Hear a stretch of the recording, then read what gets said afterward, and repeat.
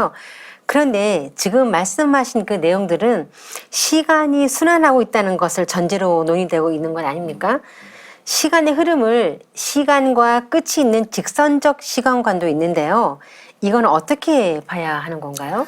그러니까 천진만물을 순환한다는 것이 사실은 동양의 아주 보편적인 통찰인데, 그래서 지구가 자전하고 그러면서 공전하고 우리 몸도 기혈이 순환하고 호흡하고, 그러니까 모든 것은 순환을 하니까 변화가 지속되는 겁니다. 그래서 아까도 하루와 일년과 문명의 변화까지 살펴본 건데, 대자연의 기본 틀은 순환의 도로 살아있다고 보는 것이 이제 가장 이제 합리적인데요. 서양에서는 기독교의 시간관, 창조론이 이렇게 대두되면서 태초에 천지가 창조되고 인간이 그 와중에 타락하고 그 바람에 이제 심판이 있고 그 속에서 구원받는 자가 있고 그 이후에 천년왕국이 영원히 지속된다라는 이제 직선의 어떤 패턴을 말했는데, 그거는 영원한 어떤 순환 사이클 중에서 그 한 부분만 떼가지고 직선으로 펼쳐놓은 거라고 보시면 되는 거죠. 그래서 상제님께서는 그 천지개벽이라는 것도 음양이 사시로 순환하는 이치로 돌아간다. 천지의 모든 이치가 여기에 있다. 어떤 변화의 마디마디마다 그 격변이 있을 뿐이지 딱 시작과 끝으로 딱 끝나는 게 아니라는 말씀을 하신 바 있거든요. 그렇게 전체 흐름 속의 일부를 본 걸로 직선 시간관을 통찰하는 게 합당하다는 생각이 듭니다. 네, 저는 이 좀 전에 이제 말씀하신 그 시간의 이 직선 사관 이런 것들이 이제 어떤 계기로 해서 우리들의 이 시간 인식에 자리 잡았냐 이런 것을 이제 말씀을 드리겠습니다. 그 원래 시간에 대한 고대인들의 인식을 우리가 이제 되돌아보면 고대인들은 이제 이 시간은 순환하는 것이다 이렇게 인식을 했고 그 세계는 아까 말씀처럼 생장염장이라는 그런 생명의 질서가 인생과 문명에 적용이 되면 결국에는 파멸되거든요. 파멸되면 다시 그것이 재탄생되어 가지고 새로운 주기로 이제 살아간다는 그런 어떤 그 역사 인식 또는 더 나아가서 신화에 대한 이런 이야기들이 이 지구상에는 고대에는 꽉 차 있었습니다. 근데 이제 이들이 믿었던 이 순환 사관은 우리가 정확하게 인식해야 될 것이 뭐냐 하면 어떤 사건이 반복되는 순환 사관을 얘기하는 것은 아닙니다. 예를 들면 매년마다 우리는 봄을 경험하지 않습니까? 근데 시간이라는 것은 봄이 매년마다 반복이 되지만 그 봄 속에서 일어나는 이 사건들은 작년의 봄과 올해의 봄이 다르지 않습니까? 그렇죠. 예, 그런 것처럼 이 시간의 순환적 성격에 대한 인식은 사건이 같다고 인식하면 안 되는 거죠.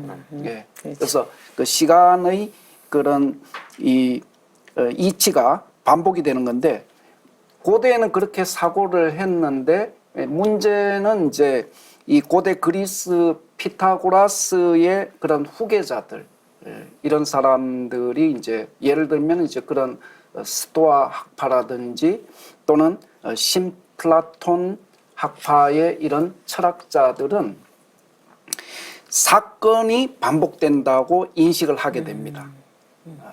어떤 주장을 하냐면은 인간은 이 미래 어떤 주기에 죽으면 미래 어떤 주기에 반드시 운명적으로 다시 태어난다. 그러니까 사건이 반복되는 거죠. 이런 주장을 하는데 이것을 이제 영혼 회귀설이라고 하거든요.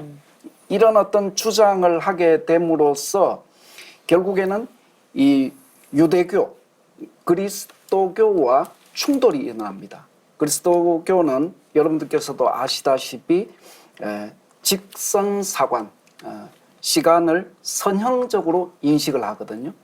여기에서 이제 충돌이 일어나게 되는데 그리스도교와 충돌이 생길 수밖에 없는 것은 그리스도교는 이 그리스도의 죽음과 부활 이것이 이제 이 그리스도를 구성하는 이 가르침의 중심에 있지 않습니까?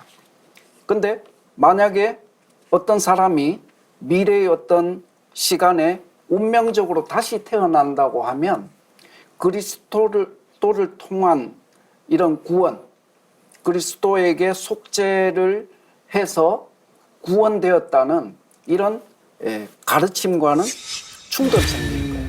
그럴 수도 있겠네요. 예. 그래서 다시 정리를 하면 이 본래 고대의 어떤 이런 이 선형적인 순환하는 이런 시간 개념이 선형적 이런 사관으로 바뀌게 되었다라고 이제 정리를 할 수가 있겠습니다. 네.